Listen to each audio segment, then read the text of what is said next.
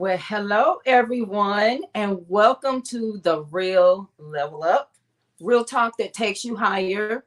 I am your sit-in co-host, or actually, I'm a host today. This is Kelly Hawkins, and I am your host for Food for Talk. So this is a Food for Talk takeover, and guess what? May is Women's Month, and we're continuing the whole women's theme for May. And as you can see, I have an extremely lovely guest here today by the name of Sonya LaRae.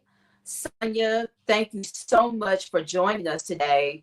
It has been a tremendous week of all of this weather. And I know that you said something going into our show about the weather. So let me ask you a question. How has everything been in your area with all the tornadoes and stuff that have outbroken throughout the Midwest and all of that? So in Pennsylvania, we've had our share of a tornado or two. And literally, we just before we came on air, we were notified because of the damage that's about a mile from us that we may have some outages. So that's why I said, don't worry. I have you guys on another, um, PC, so it's no big deal. Gotcha. And you know what? I would like to say that our thoughts and our prayers are, for everyone, especially for the people in the St. Louis and East St. Louis area. I know that they had a tremendous amount of storm damage. And, you're talking like a week before graduation and everything. So my thoughts and prayers are going out to those who have been affected by all of the storm damage. Here in Georgia, like last Saturday, we had a tremor. I was like, "What is that?" So I mean, we've been going through it with weather and everything. But how have you been doing, Sonya? Welcome back. I'm doing great. I'm actually excited to be here with everyone and to really kind of birth this discussion. I always say that we birth things because we bring it to life and we bring it into this space and place. So I'm doing well, and it's good to be back with the Level Up family. Yeah, we are so happy to have you back. And I mean, there has been a lot that has happened since the last time that you were here. You have been awarded a very prestigious award. Can you tell us about that award? Yeah, I'm excited over it. I actually just was notified and we received the award and all. We haven't gotten a plaque in yet, but I received the 2025 Global Recognition Award, and that's in excellence of leadership. And so, literally, to be able to do what I love, but also to be recognized by such a huge community is an honor and truly humbling because I never would even imagine that we would be put in for something like this. So it's exciting to really see this and even be acknowledged for the work that we're doing with the Leukemia and Lymphoma Society has been really a passion of mine as well since I lost my nieces to AML. And so it's been a gratifying journey too, to be a part of this. Gotcha. So now you did mention that you lost two of your nieces. From a caregiver's point, um, how was dealing with having someone so young dealing with a condition that you know basically we feel children shouldn't have to go through those types of things. Tell us about how it was as a caregiver, as an aunt. How was going through that? How did you get through that? Well, you know what? I always tell people that my nieces were my first children, and they made me a better mom, a better person in regards to that. And even for my brother, because this was both of his babies, and they were just so dear to me. And I think a big part of it was that it was such a damaging blow because we lost them 6 months apart. So literally, Mm. it really kind of deal with that back to back was something that we weren't prepared for. And literally, no one tells you how you're going to feel when you lose your child. And it's a different kind of loss when it's children, even a different kind of loss from when I lost my mom.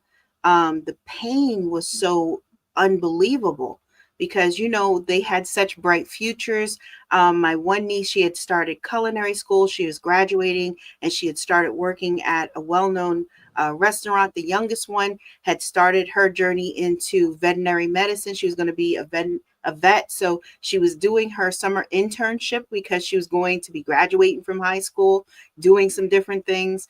So to just deal with that was a major blow. But I think, in all honesty, it brought us closer as a family as well. So myself and my sibling and my brother and my mom and everybody, we really kind of pulled into each other very closely because those kids were our everything. They were everything to us.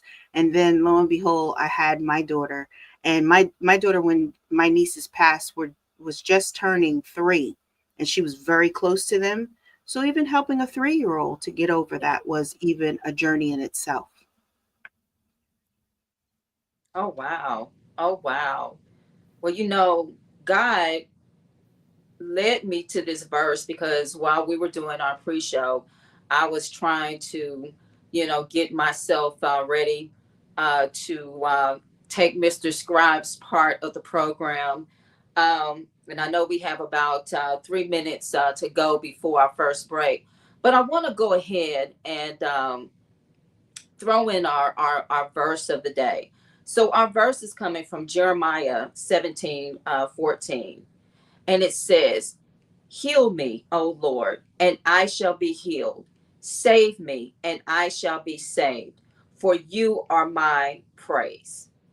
And I wanted to first of all, I wanted to thank you for being there. The reason why I'm sitting in today is because we have actually suffered a loss here at the Level Up Nation, and so I am sitting in so that Angee from the B and also Nolan can breathe.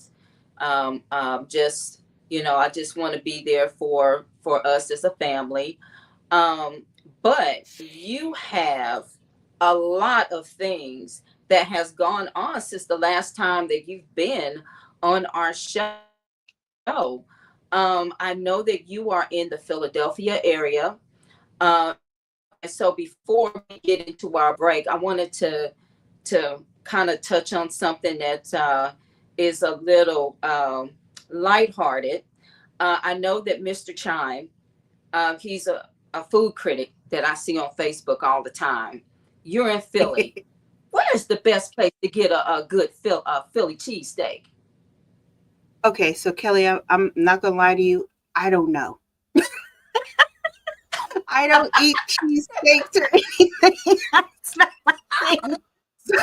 So I literally could not tell you. And the other thing is this: I'm an inbred to Philadelphia. Okay, so I'm a New Yorker, and so I am not. I'm not I heard that opposed to the accent. Eagles. I'm not opposed to the Eagles, but I am a loyal Giants fan. I am a loyal Giants fan. I was rooting for the Eagles because Saquon was with them over the Super Bowl. But as far as it goes, I'm sorry, I can't help you. Oh, I was gonna ask about the Eagles too, girl. Well, That look, I New York cleared up accent everything came before out. you got into it. I can give you nothing Well, you regarding know any what? of that. Well, guess what, everybody? We are happening on our first break. So when we come back from our first break, we're gonna dig into what Miss Sonya LaRae has been into. We will be right back.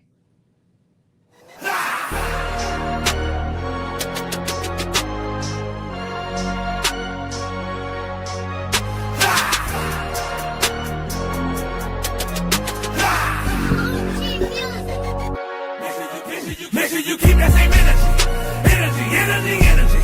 Make sure you keep that same energy. Energy, energy, energy. Make sure you keep that same energy. Energy, energy, energy. Make sure you keep that same energy. Energy, energy, energy. My G, coming through the crowd raw, big dog. You don't really wanna feel these claws. See, God loves me anyway, despite these flaws. So I gotta get a little buck, why yeehaw. My God giving y'all the blessing, so I never tap out. No time for stressing. I'm confessing that I'm still learning lessons. When I get knocked down, get up stepping, cause I know how my blessings flow. Started from the ground down to the tiptoe. Holy Spirit, you don't wanna miss this flow, cause I'm talking about you and the whole trio. The Father's on top and they call me mijo. For my Latino, just Jesucristo. My God's bilingual, so if you didn't know, I'ma speak English, mi amigo. Make sure you keep that same energy. Energy, energy, energy. Make sure you keep that same energy. Energy, energy, energy. Make sure you keep that same energy. Energy, energy, energy. Make sure you keep that same energy. Energy, energy, energy. Make sure you keep that same energy. Energy, energy, energy. Make sure you keep that same energy. Energy, energy, energy. Make sure you keep that same energy. Energy, energy, energy. Make sure you keep that same energy. Somebody tell me whose man's is this? Flip flop, they crisscross, wanna jump when they plotting the whole twist. Well, hey, Mr. Big Stuff, now tell me who you think you are. Call Gene Knight, cause you know you're dismissed. I got a lot of enemies, they draining my energy, but tell them my energy is inside of my energy. If I'm at a dead end, I'm counting on real friends, the type that will help you and open the Red Sea. Never make a promise that you can't keep. Nobody really likes to bluff, that's a way so deep. If you're gonna repent, then I suggest an upkeep. And if that energy drain, then throw away the whole thing. Sometimes you gotta cut the cord to keep moving forward, to be a valuable piece within this game and board. What's done in the dark is brought to the light, it's heads and tails. So tell me how you call it, alright? Listen, hot or cold, ain't no man in the middle, cause if it gets spit out, ain't no stopping this riddle, you're headed on a dead. Justice should be for everyone. Administer Justice is a faith-based organization that has joined with Lakewood Church of Hope to bring legal assistance and, in addition, many other resources to service the community. As believers, serving is a part of who we are in Jesus Christ. For more information, register at www.administerjustice.org. Hi, my name is Kelly Bryant, and I am the face of a type 2 diabetic. I am also the author of a book series called Numbers that is available on Amazon. Numbers is about how I used a low-carb diet lifestyle to get my numbers into non-diabetic range. I am living proof that it is possible to go from a 16.6 A1C to a 5.2. So let's kick type 2 diabetes one number at a time. Hi, I'm Pat Nash, and I want to speak to you a little bit about dreams, about hope, about maybe giving up or wondering why you haven't moved forward. Someone asked me, how did you get here to be a relationship coach? It actually came out of a need for myself and what I observed looking around after I asked myself a couple of questions. Why was I not doing the things that I wanted to do? Why had I gone through divorce? I realized I was not the only one. You see, there's a lot of us who stopped hoping, who stopped dreaming, who stopped chasing our dreams or going after our dreams because we don't have to chase anything. When we look internally and figure out what it is that's holding us back, the sky's the limit, and you don't have to chase anything. You attract it.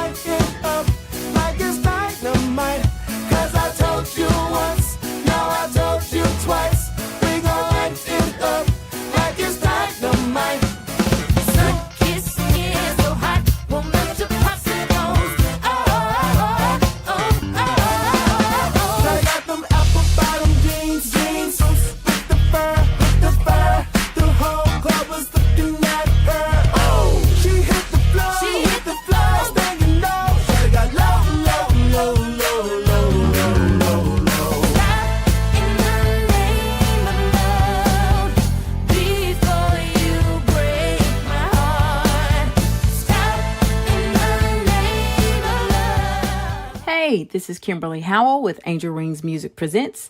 Keep it locked right here as we level up, giving a voice to the unvoiced with real talk that takes you higher. Ordinary people with extraordinary stories. This is Kimberly Walker. Listen and watch Level Up each and every Sunday from 3 p.m. to 5 p.m. Keep it locked right here. Hey, this is Tracy Price Corns, author of The Faith to Forgive and Spiritual Identity Depth. Keep it locked right here. Y'all level up every Sunday from 3 to 5.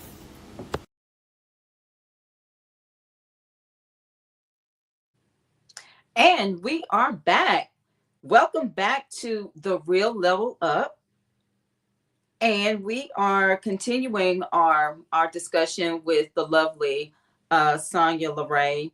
I did want to take the time to acknowledge that we have Loveologist April in the building. Girl, thank you for joining our conversation. Look, now I think that we became Facebook friends because I watched the show that you were on, and I can't remember when it was, but it must have been a powerful show for me to have reached out to you and asked you to be my Facebook friend and everything. But I reached out. We're Facebook friends. I follow you on Facebook, and so now we're going to get in the meat of some of the things that you have accomplished over the years. So I was reading your bio, and I was caught off guard by the fashion psychologist part of your bio. Could you please explain to us what a fashion psychologist is? I think has to be one of my favorite subjects because most people don't know what a fashion psychologist is. Literally, it goes beyond just your wardrobe, like styling you in that way. It really talks about and breaks down the habits of consumption of fashion. It really deals with people that have body dysmorphia as well. So I have a deep essence of what I work with my clients. I tell everyone I work with my clients in totality. So with fashion psychology, it really breaks into how are people really consuming fashion to the sustainability, and even how is it going to imprint even on our planet in the long run?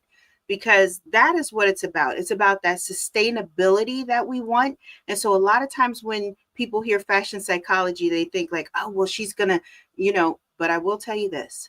I can tell you so much about you in less than 5 minutes of meeting you via your wardrobe. Your wardrobe speaks about you way before you ever do. And it can either say positive or it can say negative things behind your back. And I tell people that all the time. Oh, wow. Let me ask you a question. How do you fit in the fashion psychologist part of the things that you help your clients with? Okay, so let me just show you how this marries seamlessly. So, in your life, everything, and we're probably going to get into this as we discuss this further. It's about how we place things in our lives. So literally, if your lifestyle is out of whack, like let's say that you got all this stress in your life, and I'm a lifestyle relationship counselor first and foremost. So first and foremost, I'm a lifestyle and relationship counselor. You see everything that's kind of impeding in people's lives and unbalanced. And so I come in that way. But literally, because your life is so unbalanced and out of control, literally your wardrobe is already telling everyone around you that you are out of pocket and that you are literally just faking it to make it, that it's not together, but you don't realize it because you think, oh, I'm so put together. But there's tells in our wardrobe. Then on top of that, that bleeds into your health and your wellness. So as a naturopathic practitioner, I really help you to balance out your lifestyle and even in your health. So it's not, everything starts to flow and it has a real cadence to it that has a rhythm. So everything goes into it. So when you think about your life, it's literally that harmonizing throughout that pathway. And we're going to be talking about that today because that's the mastery of your life, what I bring in. So that's why I'm a luxury lifestyle architect, because I literally have the blueprints to most of my clients' lives. explain to us what, because I was going to ask that question too. I was like, a luxury lifestyle architect. Tell us what that is. So I literally am a life manager. They literally almost hand me the keys to their house or their life, and I take over. Oh, So wow. I come in and I balance out everything. So even from getting them the right help. So a lot of times with C-suite executives, they don't realize that delegation is their best friend. So in turn, when you hire a lifestyle architect, a luxury lifestyle architect, I get all of the right things into the places and spaces that you need. You may have such a, you know, diverse schedule and it's hectic and different things, you don't have enough time to do meal prep. So guess what? I have now someone in there that's doing your meal prep for you, that you don't have to think about it. You just have to go to the refrigerator, open up the door, take your meal out, sit down, and kind of breathe into your life. So when you think of lifestyle architectural, it means that we are building a comprehensive life for you. I absolutely love that. And you know what? You know, the one thing that I think all of us are guilty of, um, we we don't see the things that people see from the outside. Especially like, you know, when you're the one who's walking that path, you don't see what you're about to step on. You don't see what door you're about to step into. Um, the fact that you pull out certain characteristics about your clients based on like what they wear is, I mean, I can see it. I can see it. Um, so I just have a question, a fun question. What do you say about someone who is extremely flashy? Like, what type of lifestyle or what type of characteristic would that person have, just in general? Someone who's flashy. So a lot of times when people are very flashy or flamboyant in that way, they're normally overcompensating in another area that is lacking. And so sometimes in that space and place, they feel like they're really not seen, they're not heard, they're not even taken for face value. So, which in turn, the flash comes out or that very provocative look comes out. It's because not really understanding that when I work with you and I work with clients, I work with them on from the inside out. So literally we address things that are deep rooted, certain things that need to be uprooted, because I always teach this, that literally we have the rich soil and that rich soil is your heart. And so a lot of times we need to toil in the soil so it can get right. So this way, when you're over flamboyant or you're just out there making these big statements, or you see somebody whose glasses are this big and their face is like this big, you know that they're hiding. They're literally hiding. So it tells me a lot about people, and people are very stunned when I say certain things, or I meet with clients one-on-one and I happen to ask them something that they haven't shared at all. And they're saying, who told you that? Who told you? And I'm like, no one, you did. And they're like, well, I didn't tell you. I'm just meeting with you. And so I get to Wow. tell them certain things. Wow. In your, I guess in your years of counseling, what trends, especially now, currently, what trends have you noticed in both men, women who are single, and then men and women who are couples or married? What sort of trends are you noticing as of late? So I'm okay. So this is going to sound very interesting, I know, to many of your listeners and everything. So for me, if I'm seeing so many of my clients that are on trend, okay, Mhm. they're not really necessarily on point, an aspect of relationship health. So if I see a client that is on the trend of, I need a trad wife, and which is very trendy right now, being a trad wife, that's that traditional wife role. You may be saying that, but what exactly are you bringing into that space and place? You want a traditional wife in that way that is like home, doesn't have anything else, but just that house, your life and you. So do you want them to kind of worship you? So it means that I have to also see certain things from a balance standpoint.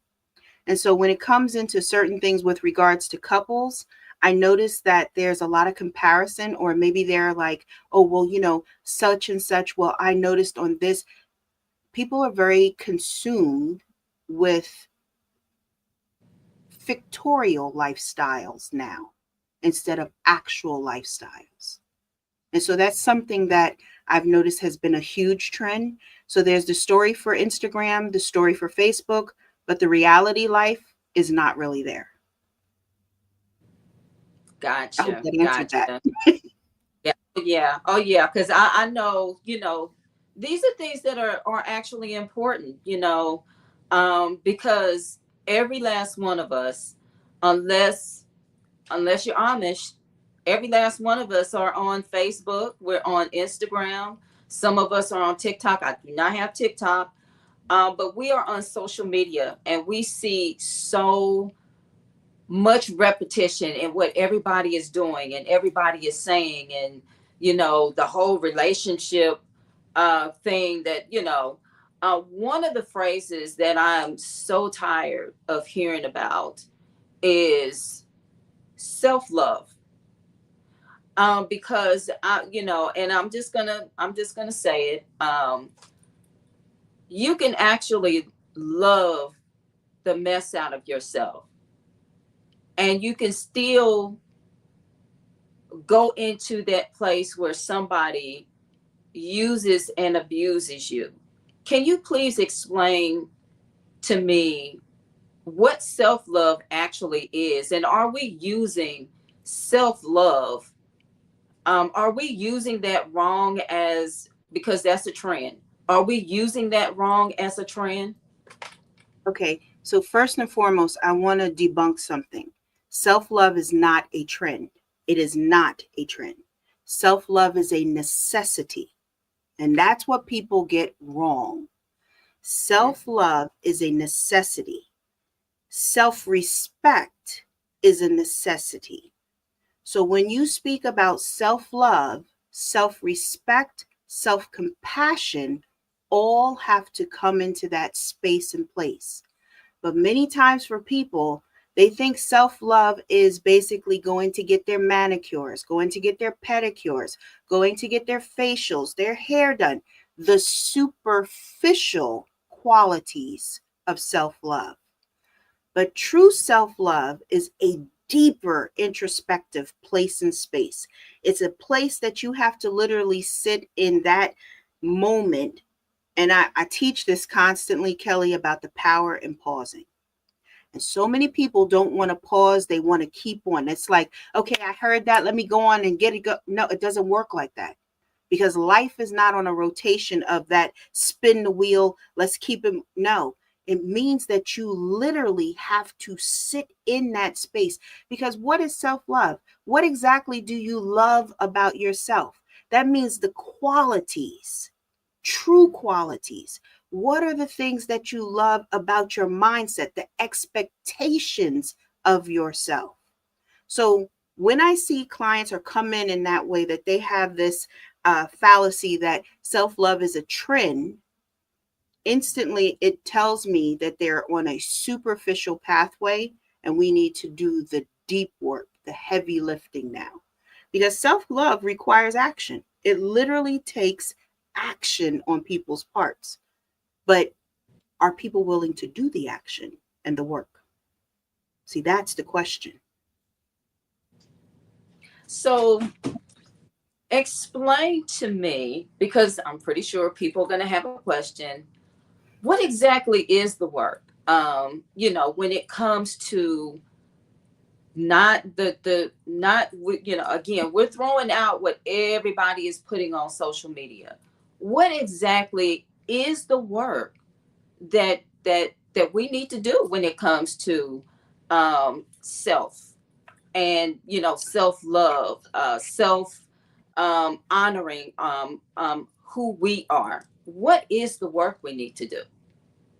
Okay, so first and foremost, I say this so many times that some of my clients that are listening and watching, they can actually say it out loud before I say it.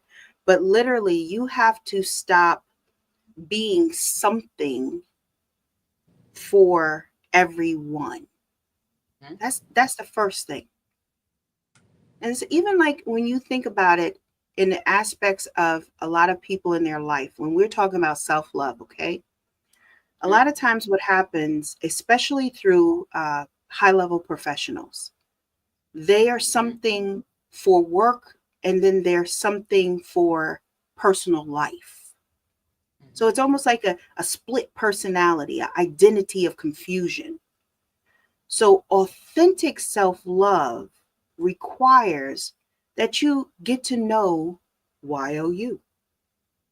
Because how many people can really say that they really know themselves? And I can honestly tell you, I really know Sonya because I've spent a lot of time with me and I've been a person like that, even from young, because I grew up with parents. My mother was a hippie. My father was a well-known musician. So in turn, it gives you a different kind of perspective on things.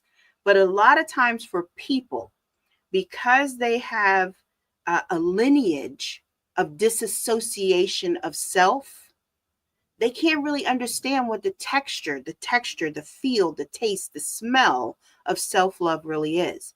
So first thing you have to do first is this. You have to be willing to identify it. So what does that mean? That means that you have to sit in a space and place and identify what exactly do I love about me. Self-love is more than dealing with the outer shade. Yes, I love that, April. First of all, April, I love that you're here because, she's also a business associate of mine as well.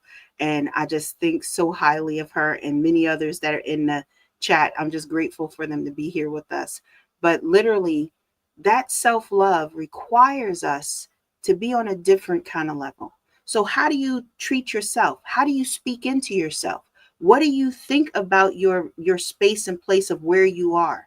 Are you trying to be something that you're really not? Or maybe you're trying to be something that you think you are, but you're not. Wow. Very powerful. I think a lot of us really spend a lot of time, especially in our adult years, honestly trying to find who we really are. And I can say that I myself am, basically included into those people because we always want to use something about our past that has thrown us off course, and not saying that we're using that, but sometimes what has gone on in our past definitely does kind of, I guess, murky up the waters, per se, when we talk about us really and truly getting to know ourselves. Have you noticed, as far as the adults that you have counseled or mentored, um, is there a certain age range, person, because they categorize us in age groups, whether we're baby boomers, Gen Z, Gen X. Do you notice any differences within those particular groups when it, as far as your clients are concerned, those people who are kind of still trying to find themselves? Okay. So when people are trying to find themselves, it doesn't matter what group they're in. Okay. And it identifies the same way. It's a disconnection. And matter of fact, one of the questions that was in the chat spoke really about that. Like, how do you work with your spouse with self-love for each of you without overdoing it? Mm-hmm. That is a good question because it kind of, it marries with both ends of that. Okay. So first and foremost, when you're dealing with self-love moves in a space and a place of not being selfish. So even like when we talk about self-care being necessary care, it's the same thing that you have to speak into self-love when you're even dealing with your mate, because self-love is not selfish care. It means that it's abundant care. So we honor ourselves, but we honor our mate, meaning we understand their boundaries where it comes into that space and place of that self-love and that self-respect that they have. So when I see these ones come into my agency that are struggling in this space and place, it tells me that there is a disconnect across the board. But you have to realize that this is not taught many a times. And many a times in families, different things in life, and even experiences that you go through imprint on the way that you love upon yourself. So take, for instance, a man that has been deprived of love from a mate, a woman who has been deprived from love as a mate. Believe it or not, they actually have identifying markers in different spaces and places. So in a place and space, they both have a stagnation or retardation in that space of development of self-love because it was so withheld from them. So in turn, for those two, one could be 60, one could be 25. They mirror each other. Because there's no difference, because it's just the same. If I lived in a third world country that had disgusting water, everybody in there has the same parasite. Everybody has the same parasite. It just displays in a different way in each body. That's it. That's it. It just displays in a different way in each body. So from someone who is trying to build on their relationship with a mate in that self-love aspect, how do you love yourself first? Because if you can't honestly love yourself with the respect, the dignity, the honor, how do you think it will overflow? Because don't forget, that has to come from that reserve to pour out on your mate. Wow. This is, oh my gosh. This is such a heavy but a needed discussion, because again, a lot of us, especially in our adult lives, I think a lot of us mask certain things with keeping busy. Like, it is so easy to just keep busy and to not deal with how we're feeling, what we are going through, what our next step in life is going to be. This is, again, something that we were in the middle of talking about during pre-show. And I know that we have less than a minute left. But I wanted to take the time to thank everyone who's in our comments. Yes, so Loveologist April, thank you so much for your comments and your presence here. Now, when we come back, we are going to continue this discussion with Sonya. I mean, this is a very, very heavy discussion. I would like to touch on more about some of the things that we were talking about in pre-show when we come back. So when we come back, Level Up Nation, we are going to continue our heavy discussion with the lovely Sonya LaRae. We will be back.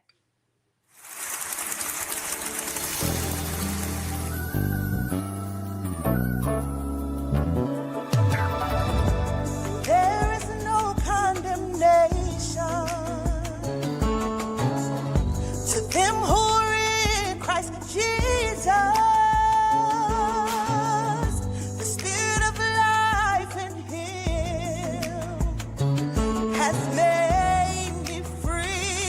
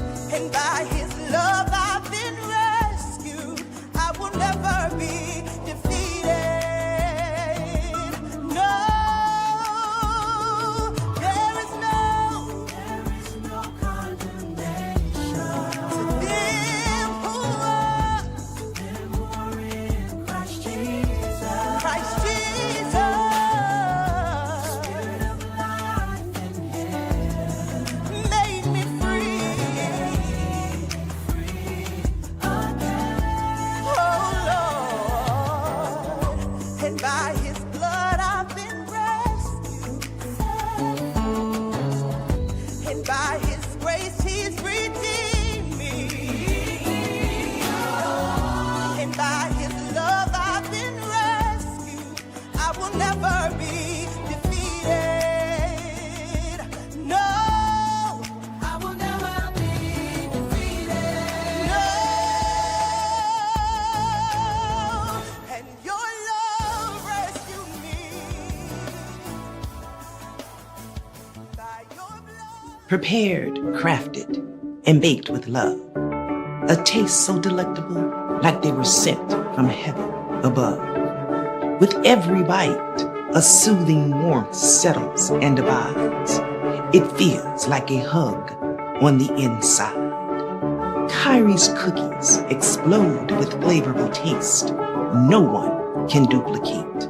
Joy permeates the soul with every bite, creating a tasty intimacy to savor, a merry delight. A sprinkle of joy, a pinch of happiness, a dash of faith, a cup of compassion and happiness are ingredients that give Kyrie's cookies bona fide uniqueness. Kyrie's cookies make my heart sing, packaged with a royal presentation fit for a king. Kyrie's cookies, a tasty treat that are simple, a pleasure to eat.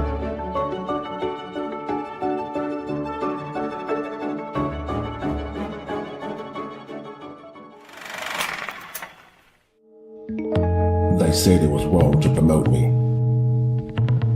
that I wasn't ready, that I would fail. Those who have betrayed me must pay. You're the first black agent. Don't be the last. Revenge is all I have left. The CIA cannot get involved, so you're on your own. Aren't we all? I'm a man who gets what he wants. Just get me the money. You have 24 hours.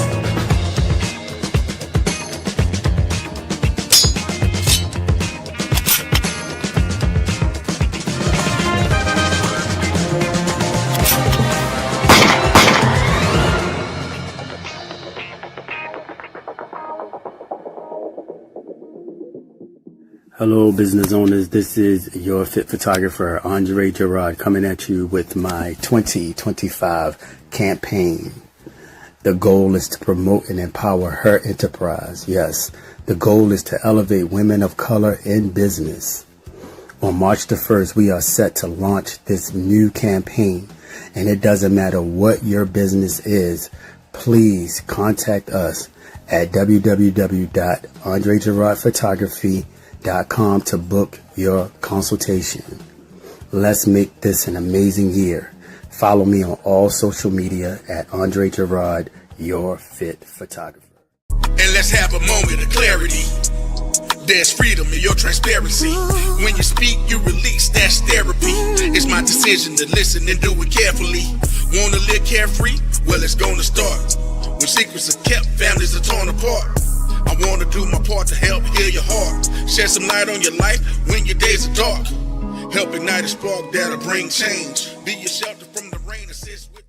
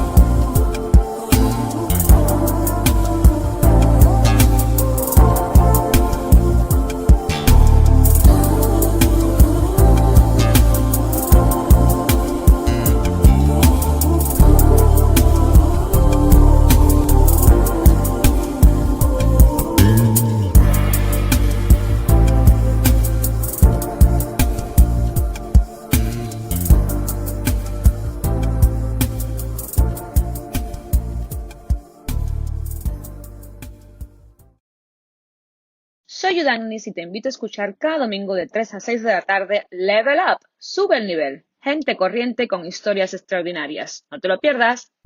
Hi, this is Terry Cummings, 18-year veteran of the NBA. Keep it locked right here as we level up, giving a voice to the unvoiced with real talk that takes you higher. Ordinary people with extraordinary stories. Hey y'all, this is Candace Stevens, state of Georgia real estate broker and founder of Day After Foundation Incorporated, where we are transforming the transplant experience. You are vibing with my people, Angee from the B and Mr. Scribe. So level up each and every Sunday from 3 to 5 p.m. Ordinary people with extraordinary stories.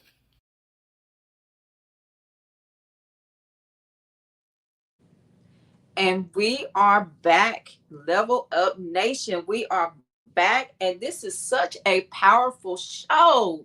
Powerful, powerful, powerful.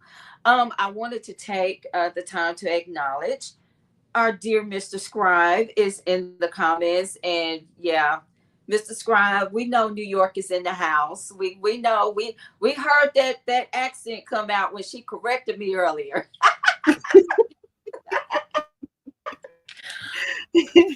We are having such a powerful show today. I'm sorry, I had to click on my little phone there, but we are back, continuing our conversation with Miss Sonya LaRae.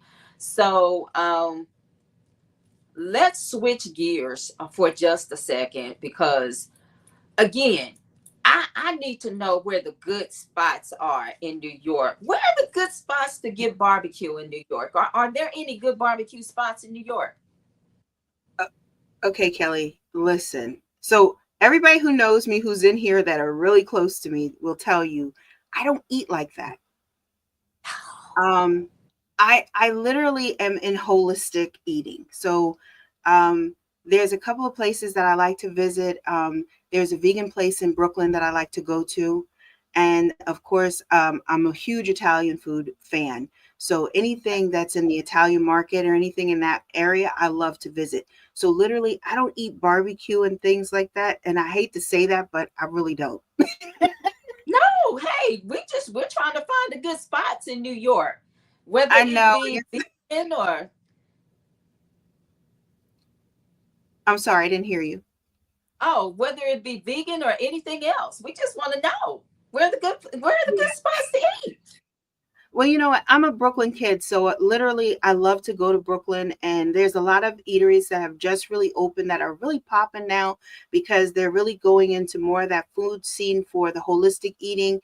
There's one, I can't even think of the name of it. I wish I had asked, my assistant to be here because he would have dropped several of them.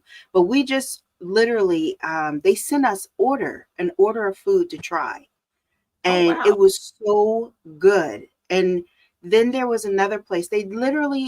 She had been in business for over 20 years in New York, and she was a vegan spot. And literally, she just closed her doors. And we used to visit them often when I go up there for Fashion Week. But they just literally closed. And it's like, well, now where do we go now? So, You guys might need a slutty vegan up there.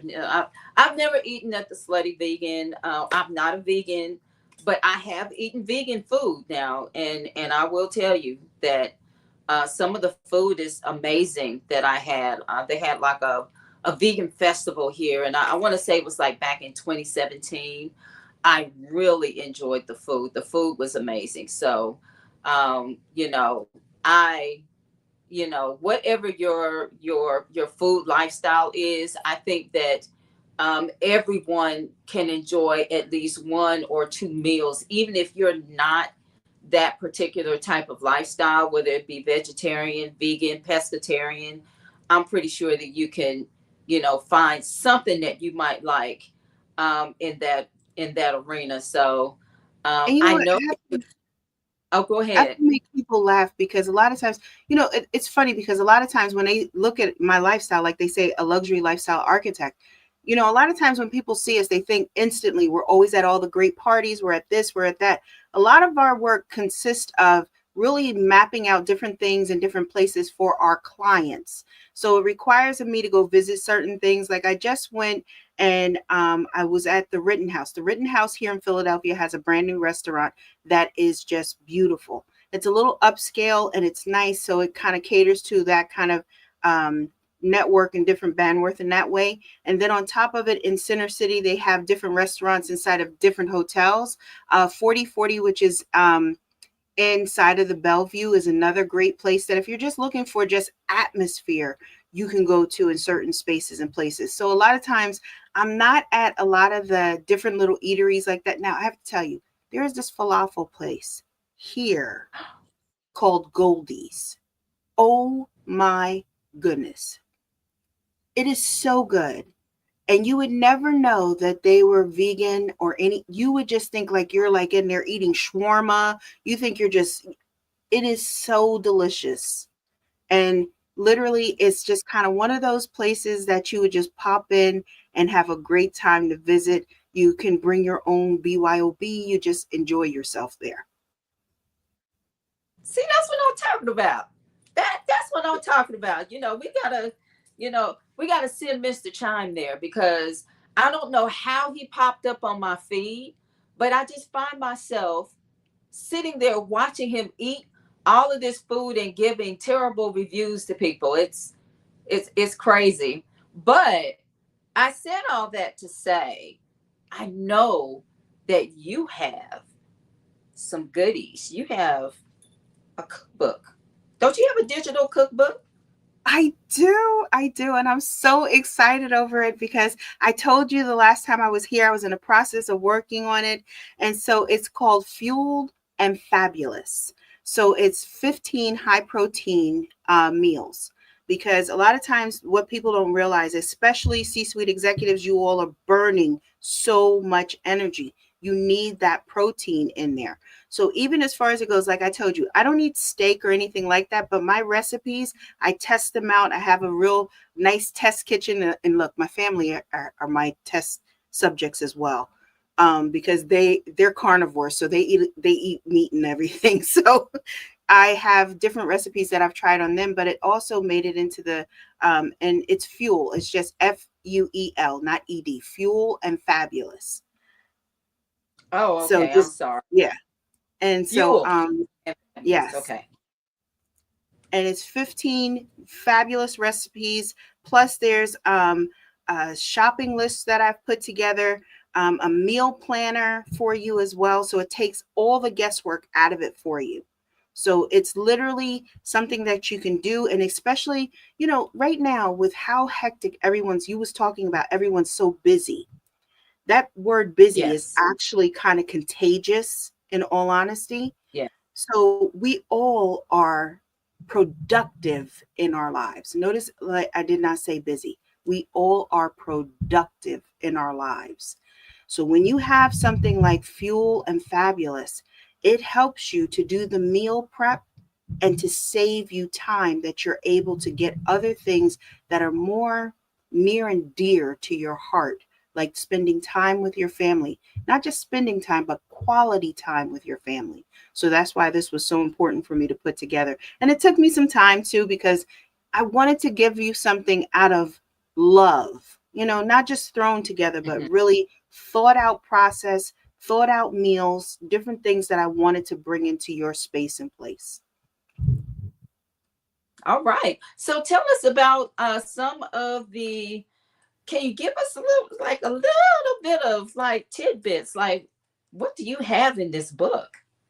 Oh my goodness. So we have literally, there's the turkey chili, and it's so good. The sweet potato and mash now my favorite. I have to tell you guys, even though they say beef lettuce wraps, I did mine with turkey. I did the beef lettuce wraps because they were so popular and so in demand with my clients that they were like, look, we need a recipe for this. And I was like, because I would make it for them, teaching them how to do certain things, because even I work with a lot of athletes too. And so they need that protein in their diet. And so teaching them that they can take beautiful butter lettuce and take that ground chuck and put it into a lettuce wrap, but have it full of flavor. They love that one. That has to be one of my sought after with many of my clients. And I do it for ground turkey here with my family. They love it. So I even changed that up a little bit, even for this edition here, because I wanted to bring in some more veg into it, that you're able to have that, but not just to have it as just plain, but you can saute even a little squash, red peppers, green peppers, just putting that veg in there that you're missing in your day to day. Understood. Now I'm an author. Let me explain what my journey is.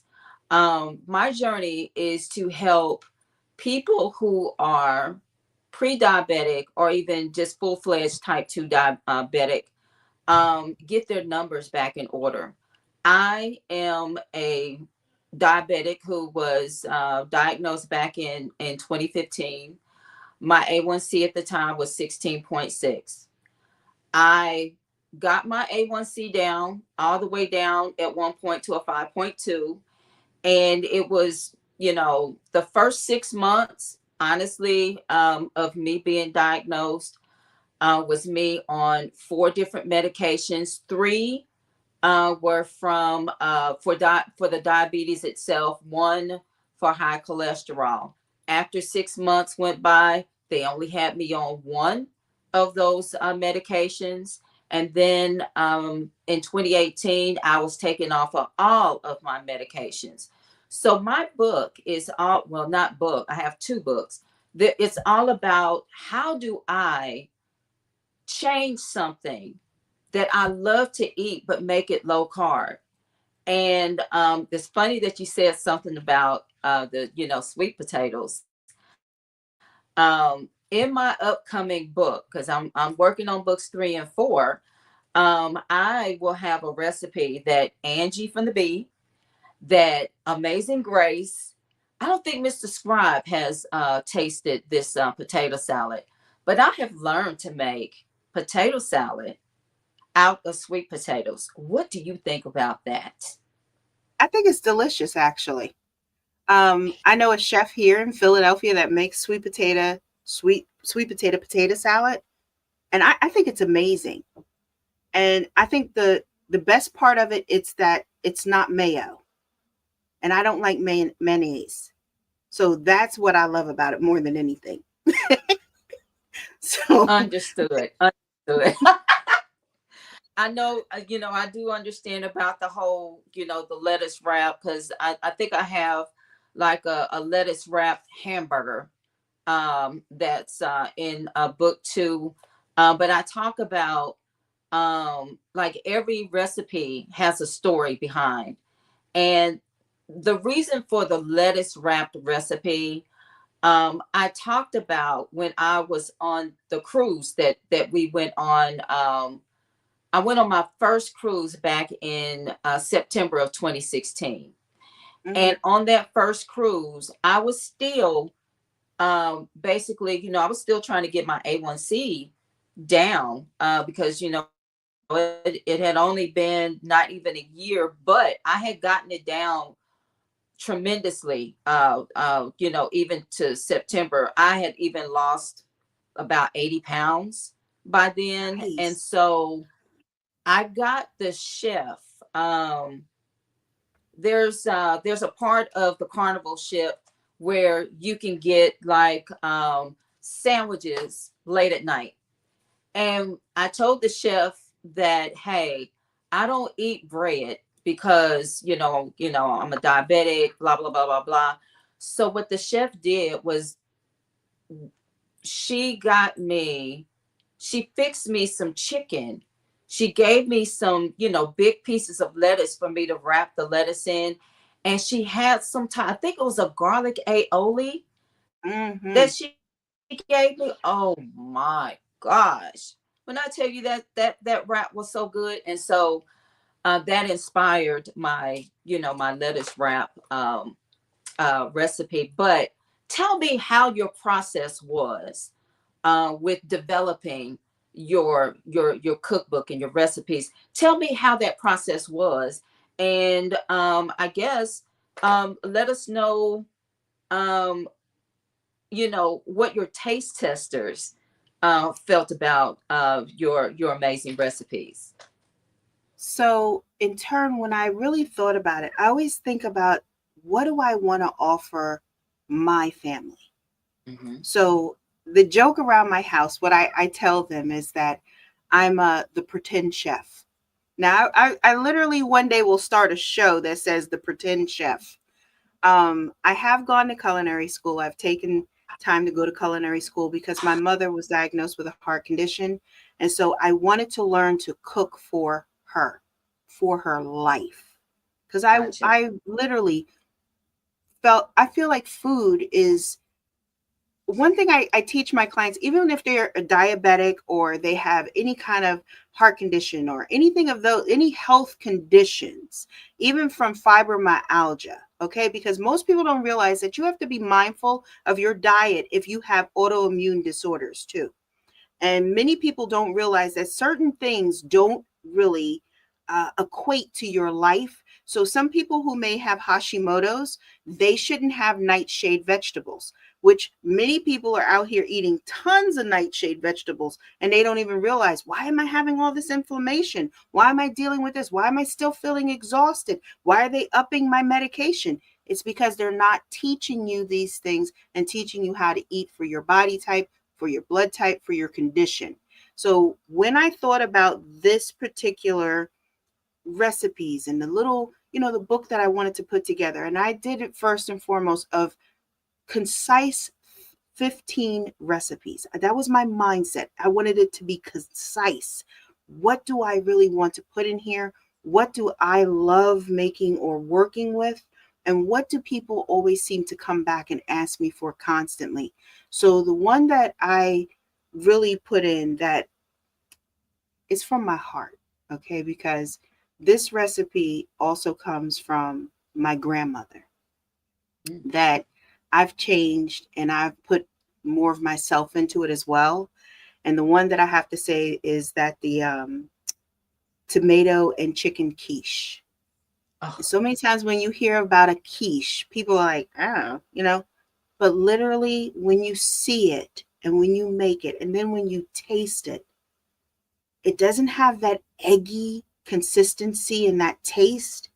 It's almost like a souffle, how good it is and how it brings forth everything. But thinking about even getting you through, and most people crash in their mid-morning. So for me, protein is necessary, especially when you're doing certain things and walking that kind of life, be it from you trying to take your health as a diabetic. And we know that diabetics cannot go into that diabetic hunger because then they eat up everything and everything they can get their hands on, which is not healthy. So in turn, for me, thinking about it from that standpoint, what is going to help them to stay full longer? What is going to make them just kind of salivate when they look at it, when they smell it, that they're going to want to eat it?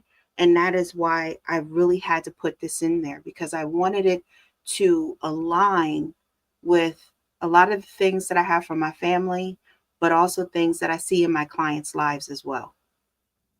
Yeah, and Yes. We have a comment from Grace. Grace is like, that sounds delicious. My mouth was watering because I love quiche. So I don't know who was objecting to the quiche, but I do love quiche, and that sounds like something different. That really sounds delicious. I would really like to try it. So I'm definitely going to buy your book because I'm curious. You've piqued my curiosity because I'm so excited. Yes, I'm and excited. I'm so glad because at April's comment, I'm excited over that because it's true. She was on that spectrum where they were like she was pre, and I tell everybody when they tell you you're pre, technically you are a diabetic because there's no such thing as pre anything.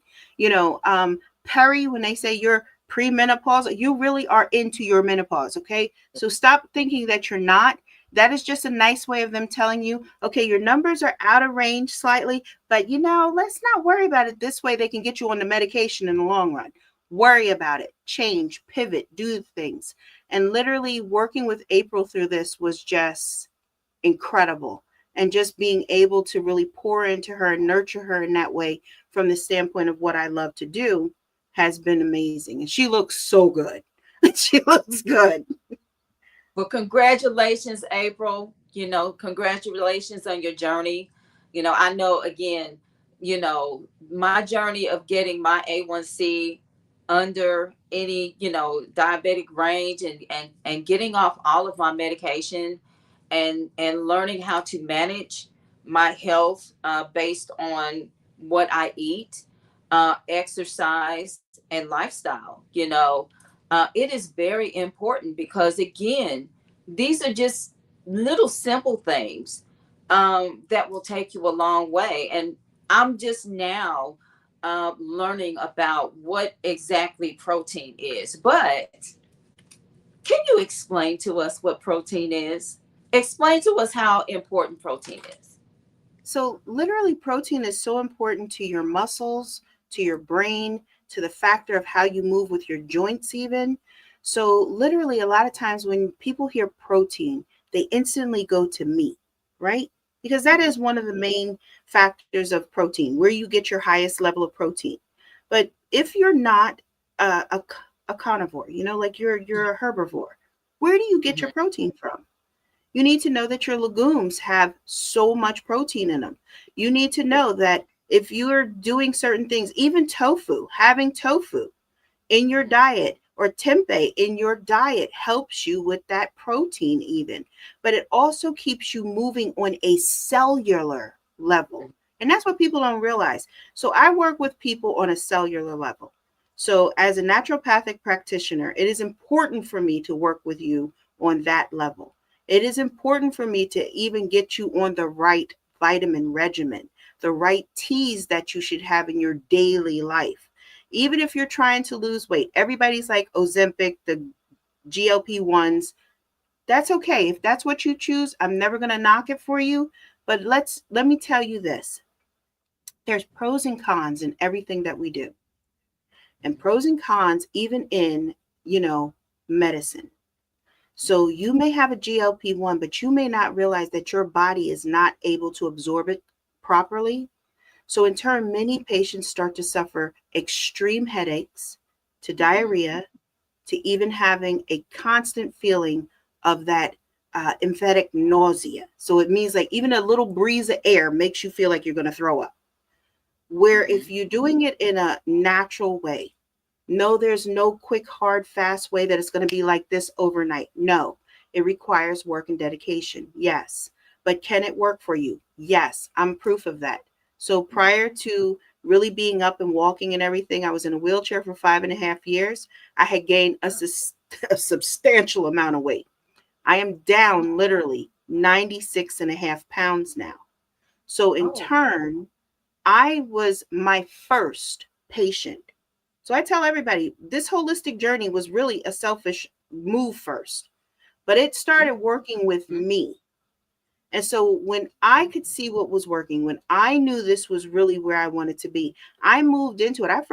When I first came in, and even when I came on the show here, I was a certified holistic health and wellness consultant. That's what I was. I went to school. I went on and got all the schooling and everything and got my license. And now I'm a naturopathic practitioner. But in that statement, it's important for me to educate others. Gotcha. So guess what? We are on our last break. So when we come back, she didn't say something very important that I want to dive into. So when we come back, let's continue our discussion with Sonya LaRae. And look, she has something else that we're going to mention when we come back from break. J-Town.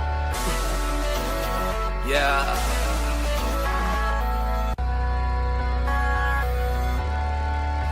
Mike Jesus.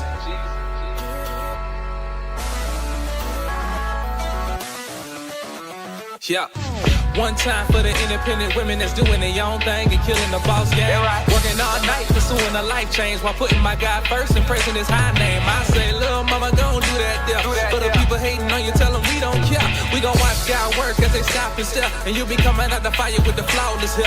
Yeah, but first you gotta love yourself, cause if you ain't trying to do it, then who else gon' care? Real talk, grab a mirror, gon' look real deep. Come, I got his top notch, he don't make nothing cheap. See, I'm looking for a woman that ain't scared to shine, who is led by a king that is so divine. I took some time to vibe, what I feel is true. A salute to all women that are going through. I love you, cause I'm looking for a girl like, looking for a girl like, looking for a girl like, looking for a girl like you. Yeah, I'm looking for a girl like, looking for a girl like, looking for a girl like, looking for a girl like you. So many women with potential, the mental is on point. Went to school and got the job, and you were great, my girl. This right here is your joint. Life is hard, I know, true, but you gotta step back, let the Lord be your guidance. He'll lead your path, and everything that you ask for, then gon' run a little right. That's right. Go ahead, little mama, get out your seat. Stand firm and plant your feet. Tell the world you playing for keeps, and I'ma watch you stand tall like a tree. Can't nobody else live your life for you. So tell them all you bout to move. I try to guide us busting through, and ain't nobody gon' stop it, you a chosen few. Cause I'm looking for a girl like, looking for a girl like, looking for a girl like, looking for a girl like you. Yeah, I'm looking for a girl like, looking for a girl like, looking for a girl like, looking for a girl like you. No, you devote your heart to following the Lord, no matter what the cost. He hasn't had a good man in the home to be a role model. No matter how much I do, it's hard for a woman to call out the man in her son.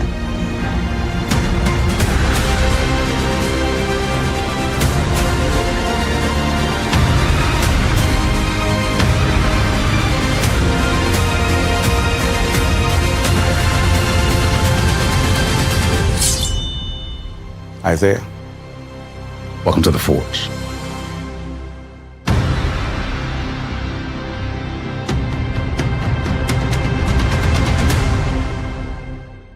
I am thrilled to present you Journey to the Poetic Light, a heartfelt collection of poems that unravels the intimate and profound moments of life through the lens of poetry. This book is a beacon for those seeking silence, inspiration, and a glimpse into the kaleidoscope of human emotions. Journey to the Poetic Light invites you to wander through a landscape of emotions where each poem is crafted to guide you toward enlightenment, reflection, and inner peace.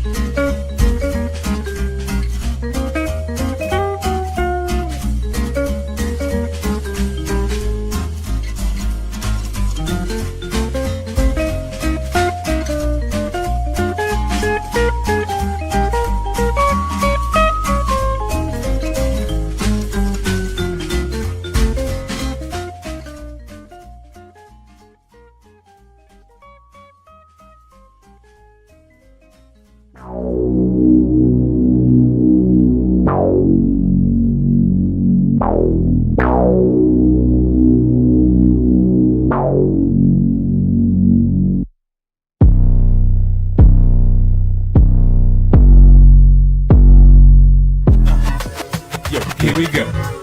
Intro for my show. Nice though, hot like nitro. Cool as ice though. With that type of dichotomy, y'all know it's gotta be. Who else could it be but T? Rub your eyes, behold the Tony D. I'm the Dream Supreme DJ straight out of Queens. I'm eclectic, the dopest selected. Emerging music break. Tony D will take, yeah.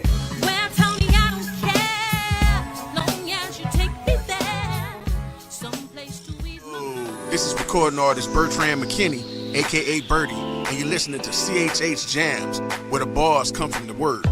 Y'all keep it locked. All right, ladies and gentlemen, that's right. This is Orlando Presents right here on CHH Jam Presents. Make sure y'all tune in every Sunday at 7 p.m. Eastern Standard Time, 6 p.m. And check out our new show, CHH Jam Presents, right here on The Real Level Up. Let's go, y'all. Let's level up, level up. Let's get it. CHH Jam Presents. Hello, everyone. This is Pat Nash of Pat Nash Talks, where we have the conversations that create real relationships. I'm here every single Sunday, 8 p.m. Central Time, 9 p.m. Eastern, and you can find us right here on Level Up Nation. See you then.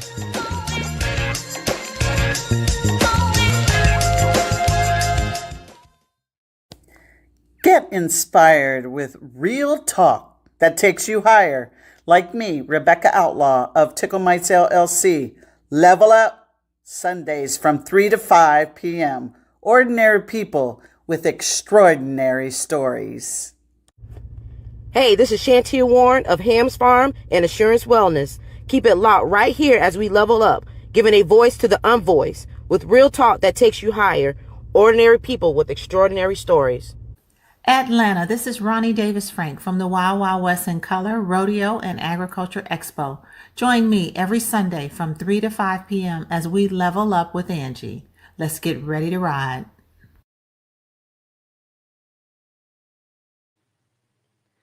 And guess what, everybody? We are back. And this is our last segment. Girl, this show has just zoned by. But we have gotten so much good information from Sonya today. And you know, this show has been extremely powerful, even for me, to be sitting here and hosting it as a guest host. I have learned so much from you today, and honestly, I do want to thank you for all of the when your passion comes from a place of wanting to help yourself or someone, a family member, it comes from a different place other than someone who's just trying to profit and make money.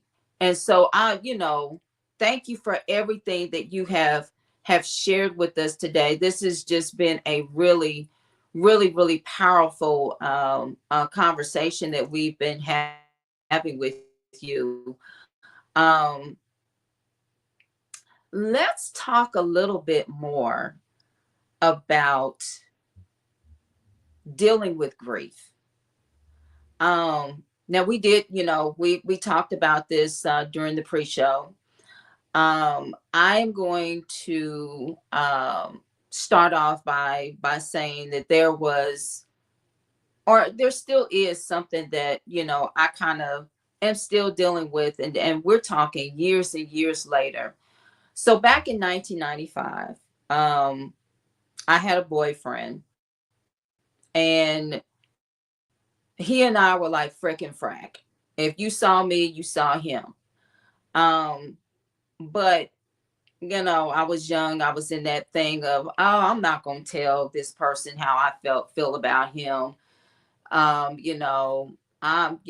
ain't gonna say I love you, but we were like frickin' frack. If you saw me, you saw him. And so in March of 1995, he went out with some co-workers of his, and he never came back. And again, in my young mind, I'm angry because he had my vehicle and I was trying to get to work. I couldn't reach him. And so when I got to work, I finally reached somebody at his house, and it was his aunt. And he was like, "Oh, Kelly, I'm so sorry. He was killed in a car accident last night." And I just dropped the phone. And over the years, even in that moment, the guilt that I felt, I never told him that I loved him. And I've recently opened up about this. It's taken me all this time to really open up about my guilt about not saying those 3 words to someone who I really did and truly love, but I showed him how much I loved him. Can you explain to us how do we deal with our grief? Okay, so first and foremost, I want to acknowledge that that was terrible. And especially as a young person going through such a thing, it's terrible. But there are no hard, fast rules on how to deal with grief because it's unnatural. We are purposed to live. That's what we're used to, and that's what's in our life. We don't even discuss with our children on the possibility of death. That's not something that we talk about. Um, Everybody has a life plan, like, oh, I'm going to do this in 5 years. I'm going to do this in 10 years. But nobody ever says, you know what? Well, when I die, if I die in like 2 days, this is what we want to, nobody does that. So in turn, grief is something that is so natural to us because we are losing a part and a piece of us, right? So in turn, what happens is this: grace and compassion have to be your best friend. Grace and compassion, because grace allows you to move into a space and place to allow yourself to feel what you're feeling. It allows you to even acknowledge that pain and even to place it where it's supposed to be, to give it a real acknowledgement, not to just file it away. How many people have filed everything away? How many people have filed that under like, I'll deal with it later? Well, later causes more issues. That's like having a wound and then you just basically put a Band-Aid over it, but you never attend to it. So now you have something festering inside of you. So you have to give it that place. We spoke a little bit about this in our pre-show. And I told you that we have to sit in a deep place, an introspective place. And I tell everybody and anybody who knows me, who listens to me, who works with me, I tell you, there is so much life in that place and space of why. Even when we say it, the air that extends and comes over that palate, you feel the life force in that. But it allows us to also start to turn it into, what is this feeling? Why am I feeling this? What have I lost in my life? Why am I going to miss this person? Or why am I in this despair? My mom passed away, and I can speak on this in real time. Literally March 19th. I will never forget it. I will never forget the time. I will never forget any of it. I spoke to my mom that morning. We had a great time. We were cracking up because I'm always the funniest when I'm talking with her. So in turn, I was teasing her too. And we were doing great. She always calls me at 2:00 because my show, my live radio, my podcast is at 3:00. It's Whispers in a Bottle. So I do my show and we talk until it's time for me to go on air. But she didn't call me. She did not call me. And I made the joke in the house that, as soon as I go live, this woman is going to call me. And everybody started laughing. They said, wouldn't be your mom if she didn't. Well, guess what? She didn't call me. And lo and behold, 4:15, my whole studio went black. Everything, the power shut down in my studio. 4:30, I received a phone call that my mother passed away. Oh. And it felt like every part of my soul had left me. The air that I breathe, everything. And I literally had to step back from everything that I was doing. At that time, I was really doing a lot of things at that time. My show, I had different shows, I had different things. And I stepped back from everything literally for 8 full months, almost 9 months I was gone. And when I came back, I let everybody know on my very first show back on air, it's okay not to be okay. And that's what you have to give yourself permission to be. It's okay not to be okay, but it's not okay to stay in a not position. It's not okay to stay in a position of not living, being depressed, not getting the help that you need, because not even that person that you love wants you to sit in that space and place. So in turn, I tell people, I didn't know how I was going to live. I didn't know how I was going to go on. But literally, in this time of my mom being gone, I've seen so much of the things that she has taught me, so much of the things that she constantly said, don't allow this, don't allow that, never lose yourself, always keep your focal point. Remember, there is things that you are to do from things you aren't to do, and what is for you is not for you. Don't force it. It rides in my heart. So Kelly, just like you have that feeling, and it was guilt. What that guilt is that you just didn't say, I love you. But today you can say it and you know why you said it and you know what you meant. You know what he meant to you. Give yourself self-compassion. Give yourself grace. Give yourself permission to let it go and let yourself be heard and seen, because you're valuable and you deserve that. That's every last one of us. Because no one in our life, be it from your children to your parents to your love to whomever, would ever like to see you walk with that degree of a inner wound that is not healing. Whoo, girl, you said something powerful. That inner wound that is not healing. And I know that particular statement, that probably hits hard for a lot of us, because I felt that particular wound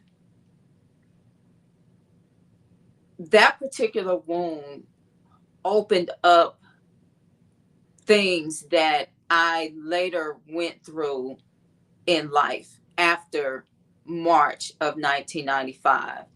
That wound allowed other people who did not deserve my time to come into my life, because of my guilt,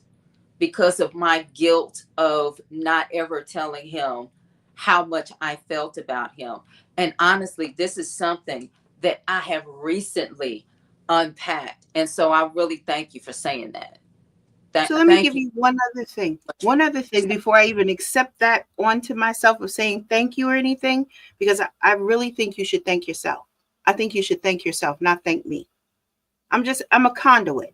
And when I tell people that they don't understand what I mean by that, I come in to just filter out the noise so you can hear everything clearly. So remember that in our discussion, I told you that I give out master keys in all of my discussions. I told you those master keys allow us to open up the corridors, the hallways, the secret compartments of our hearts and our mind. But those master keys also allow us to close out that inner and outer noise. And that's what I did. I gave you master keys in a way that you didn't even know that you were getting, because it allowed it to shut out that inner and outer noise. But it also allows you now to take that off, as many people wear pain as a badge. Mm-hmm. And it's not. It's not a badge. It's not a scarlet letter that needs to be placed on your chest or on your collar or anything else. It's a pain that needs to be addressed. It's a pain that needs to be tended to. And so we know that even in the medical field, that if you have an injury, they tend to that injury. You was pre-diabetic and you tended to that disease, so it could have the proper care. Why isn't our heart just as valuable in our minds? Mm-hmm. Mm-hmm. Girl, you said some stuff today. We got some people healing on this show. You know, that brings me into something else. I mean, I'm telling you, even though, I really didn't have time to really prepare, but that brings me to something else. Like I said, you're a busy woman. So let's talk about Whispers in a Bottle, Grown Talk Cocktail Fridays. You have a podcast. Oh, do I ever? Let's Let me talk tell you about something. that. Spill Yes, the tea, let's girl. talk about it. Oh my goodness. Let me just tell you, this is my child of love, because my mother literally birthed this. And if it wasn't for her, I don't know if I would be doing it, because she was like, people really need to hear all the things you really talk about. I mean, you've spoken on stages, but she said, but they only get to hear you if they're in that city and all. She said, wouldn't it be great if you just had like a radio show? And I was like, oh yeah, sure. And she really birthed this idea. I had already called it Whispers in a Bottle.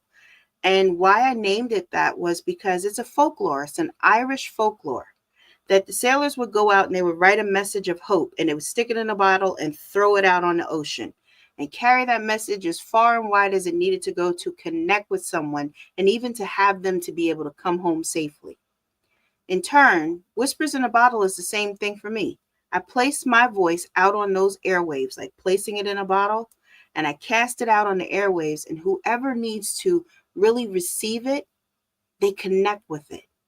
And it vibrates at a decimal that is deafening, because this season that we're in, season 10, it's all about that intellectual property, that really emotional property, evaluating your emotional bank account.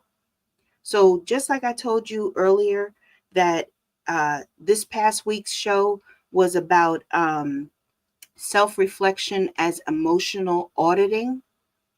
It teaches you how to regulate your emotions. It teaches you how to be present in situations. Are your emotions running you? Are you in control of them?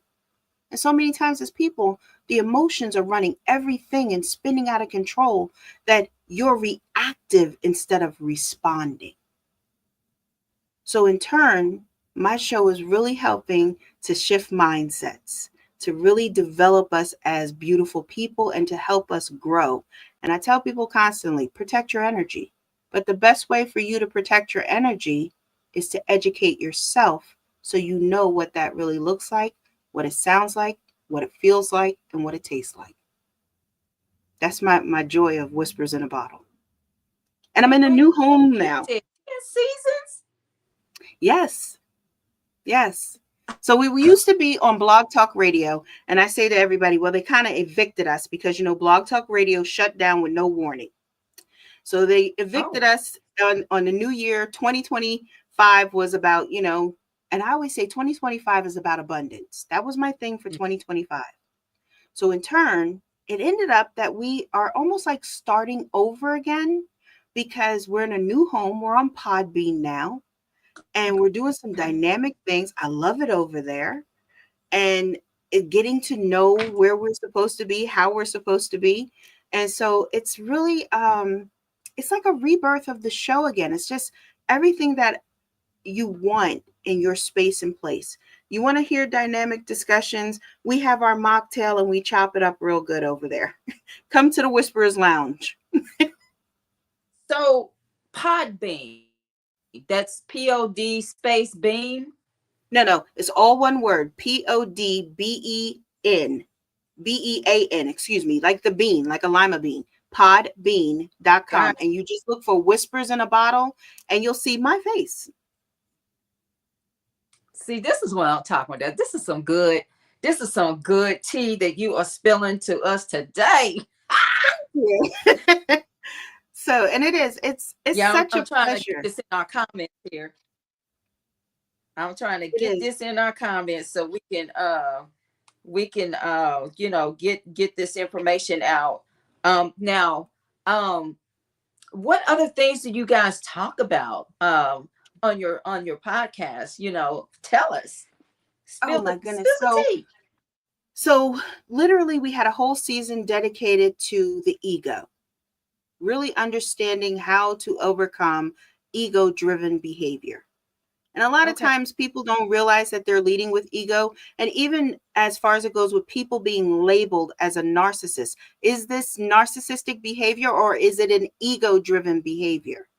really not putting labels on people that should not be there, but really identifying true qualities and different things that really make people act in certain ways. The other thing is that we really kind of move in a space and a place that is always authentic. So even developing a space where we talked about relationships, but I wanted them to realize in the relationship, I put it this way. So in a market value, we know that we have our high end, we have the medium, we have that kind of sub where you have some high end and some low end things, and then we have the bargain basements, right? But then you also have that other quality where you got the Macy's, Kohl's, and different things like that. So in turn, really helping couples to realize, are you really valuing your relationship? Are you a high end, mid level, maybe in that set, you got some Five Below in there too, but are you really the nickel and dime store? And how to build that relationship that it has value. So we're doing some things over there. I see. I mean, and I'm excited over the new.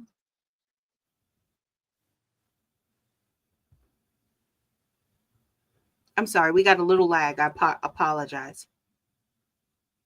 Oh no, you're good. You're good. Look. I know that it's kind of like stormy and stuff here too, but no, I mean, I'm glad that I mentioned that because definitely, again, these talks are necessary. We can sit here and we can shove everything up under the rug and pretend like things aren't what they really are.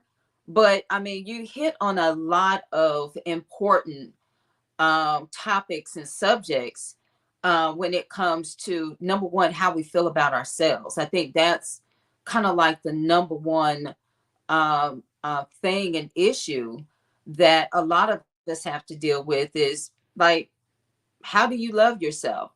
Do you even love yourself?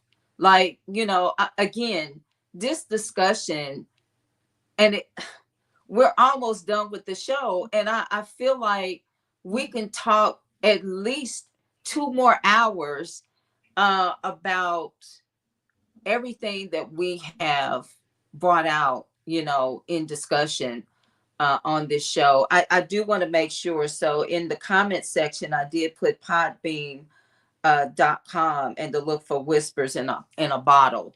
So and April also put in there the exact link too. So this way everyone could see that. And the show is at 3:00 Eastern Standard Time.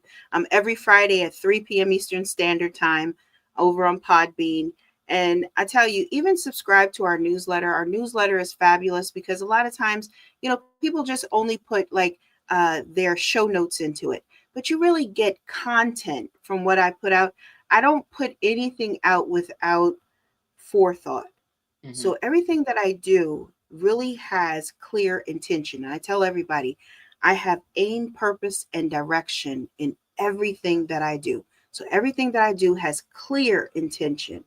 And so in turn, for me, it's very important to really have it align with my core values, what I really stand for in this industry, and what I'm not going to stand for in this industry as well. So it's very important. Yeah, it's very important that,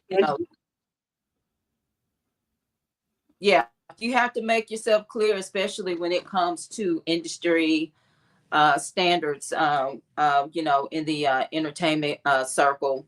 Definitely have to put boundaries there where they align. And so that word boundary, we have about 5 more minutes to get into the meat of our discussion. Can we talk a little bit about boundaries? What do you feel about boundaries? Whew. Now, boundaries are something that everyone needs. But this is the problem that you realize too. You have to honor your own boundaries before anyone else will do that. So that means that if you have not sat down to set clear boundaries. So for me, I'm a person who I don't like to be called during dinner time. Even if you call me, you're still not going to get me because I turn my phone off, because that's dedicated time to my family that we sit at that table and we spend time together. So that's one of my boundaries that I don't cross, and I don't even think twice about it. But there's key boundaries in your life that you must be willing to commit to. So have you committed to those boundaries? Have you honored those boundaries? And in that honoring of those boundaries, have you also thoroughly communicated them effectively? That means that you're not saying one thing and doing another. So a lot of times you hear people say, oh, do as I say, but not as I do. Well, that doesn't work. That doesn't work when it's a boundary. That doesn't work when you're trying to set up yourself for success. You have to be like dime on, spot on, clear as a bell when it comes to boundaries. Because if you're not, why do I have to respect them if you don't? Now, in terms of boundaries, how does someone set healthy boundaries? Like, give us an example of, I guess, a healthy boundary to set in general. Well, I think I gave you one. When it comes right down to, like, if it's your family time, don't compromise that. So if you know that you have set out, like, let's say every Tuesday, you're going to do X with your family, and you set that as what you're going to do, your true intention, or maybe every Saturday, every third Saturday, we are going to go to brunch every third Saturday. You honor that. And you do not allow anyone else to negate or even to come in and start to place their intention or their expectation upon that time that you have given to your family. So it even comes down to, like, when we was talking before about, like, balance, right? And remember I had said that balance is subjective, and I don't use that word balance at all. I tell you Yes. that I use harmony, because harmony is something. So first and foremost, let me just tell you, because we're so far removed from perfection, you are never going to get balance correct, because balance is subjective in everyone else's life, anybody in any space. But guess what? Harmony is achievable. It is something that you literally can achieve, because we don't have perfect scales and we are not scales, but harmony allows us to be fluid. It allows us to actually pivot and change. So when we talk about boundaries, we have to have fluidity in that space and place. We have to have that honor of knowing that we're committed to what we've placed and honoring that boundary. So if, as I said, you don't honor it, why should I? So ask yourself, what is something that I'm not willing to negotiate on? Why should I honor this for myself? How am I showing up in this space and place that gives that honor and dignity and respect to my personal boundary? And those are introspective questions that you have to ask yourself. So that's a deep inner space. That's a deep question. It can't be just done in like 5 seconds, twiddle of a thumb. Oh, let me go Google it or chat GPT. That's not going to work for you. It doesn't work that way. So that's how you start. And one of the things I think a lot of people have to start with, how much time are you dedicating to social media instead of the real things that need to nurture your life? Yeah. Give yourself 20 minutes less every day. That's your first space and your first homework lesson for today on your boundaries. Wow. Wow. I mean, this has been a very, very powerful show. Um, we have about 5 more minutes left. And again, this show has gone by so quickly. And I know we haven't covered everything. But while we are going into our closing, I guess, can we at least get a little bit of information from you, Sonya, on, I guess, what is your website? Do you have an email address that people can reach out to you on to, I guess, get your services? And then what are your handles? What are your social media handles? So people who would, like to get in touch with you, they will have that information.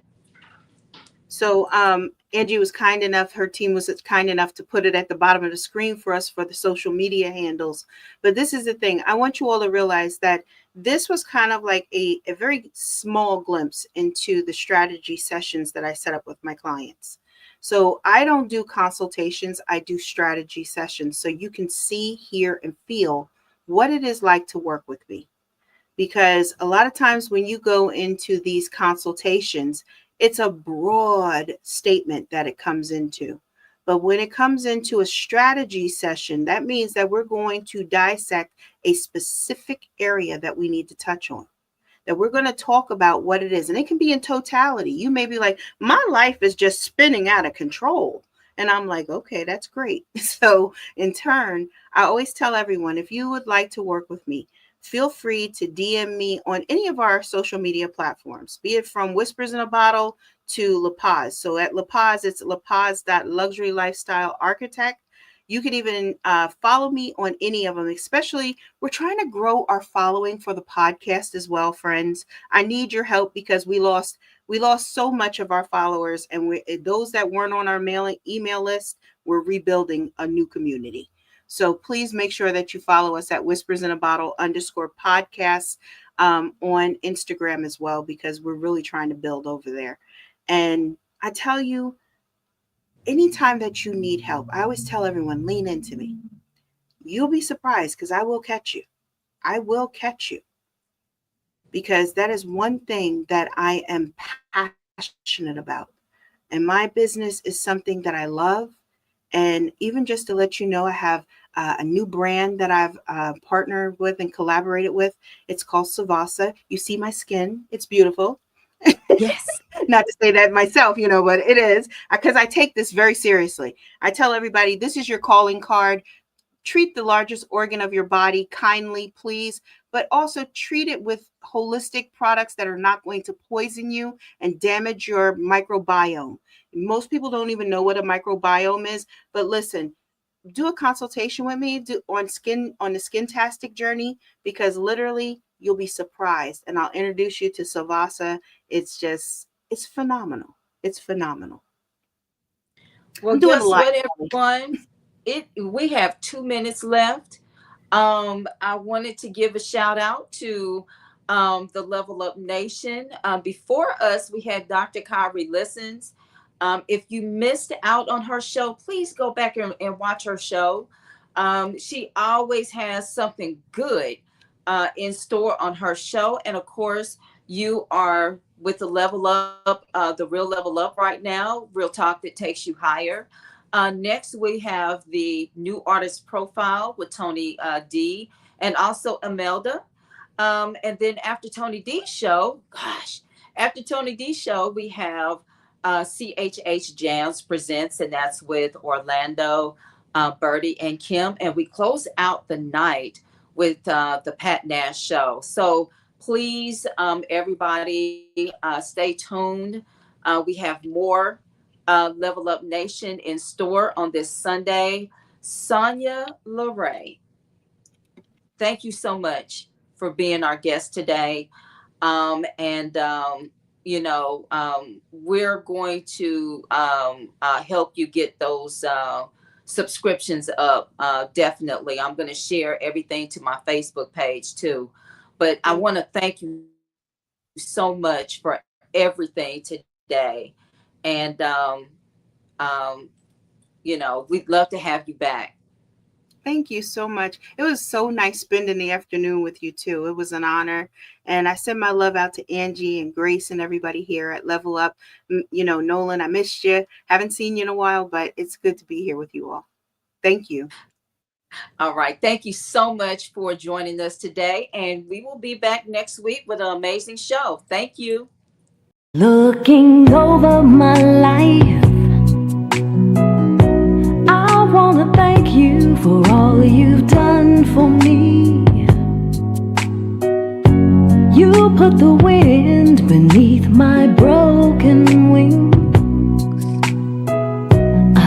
to fly and live to tell the world love never fails. Lord,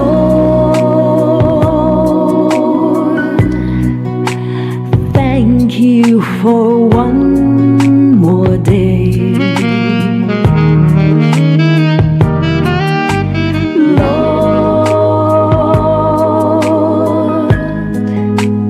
Thank you for coming my way. And should I fall on that road, I know you'll lead me home. So I thank you, Lord. I thank you, Lord, for one more day. Learning to trust again hasn't been easy, but you're a patient friend. Always there in every situation I'm in, making ways when I can see no end. 'Cause love never fails. Lord, thank you for one more day. Lord, thank you for coming my way. Let's talk about what's going on in the real estate world now. This is a great time to go out and buy a home. I'm gonna talk about these condos that I have. So I have these condos. They're starting in the twos, which is pretty low for Decatur. So you're looking at monthly for a mortgage at about $1,750 for the one bedroom and about $1,900 for the two bedroom. If I was renting an apartment, I would buy me a condo and I would rent to myself. If you were going to rent for more than 2 years, you need to buy your own place, let somebody rent a room from you, then buy whatever it is that you're trying to buy and sell what you have or use it as your first investment property. But what I wouldn't recommend doing is renting for 5, 10, 15 years. We have to change our mentality. My name is Kelly Bryant, and I am the face of a type 2 diabetic. I am also the author of a book series called Numbers that is available on Amazon. Numbers is about how I used a low-carb diet lifestyle to get my numbers into non-diabetic range. I am living proof that it is possible to go from a 16.6 A1C to a 5.2. So let's kick type 2 diabetes one number at a time.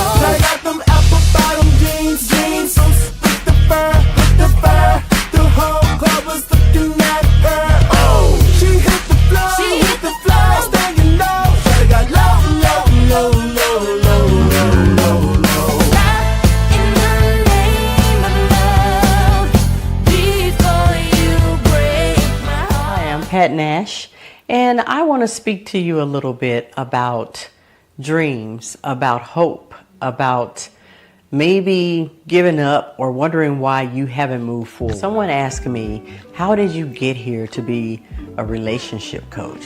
It actually came out of a need for myself and what I observed looking around after I asked myself a couple of questions.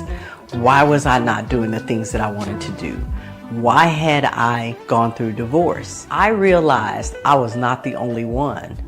You see, there's a lot of us who stopped hoping, who stopped dreaming, who stopped chasing our dreams or going after our dreams because we don't have to chase anything. When we look internally and figure out what it is that's holding us back, the sky's the limit and you don't have to chase anything. You attract it.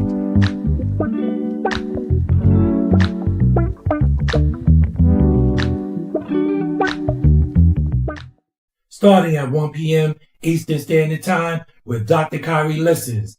Healing begins with being heard. Join us at 3 p.m. for Level Up, real talk that takes you higher. Coming to you at 6 p.m. Eastern Standard Time is the New Artist Profile. We keep it hot for you. Following the New Artist Profile at 7 p.m., join the Dynamic 3, Orlando, Kim, and Birdie for CHH Jams presents Where Bars Come From the Word.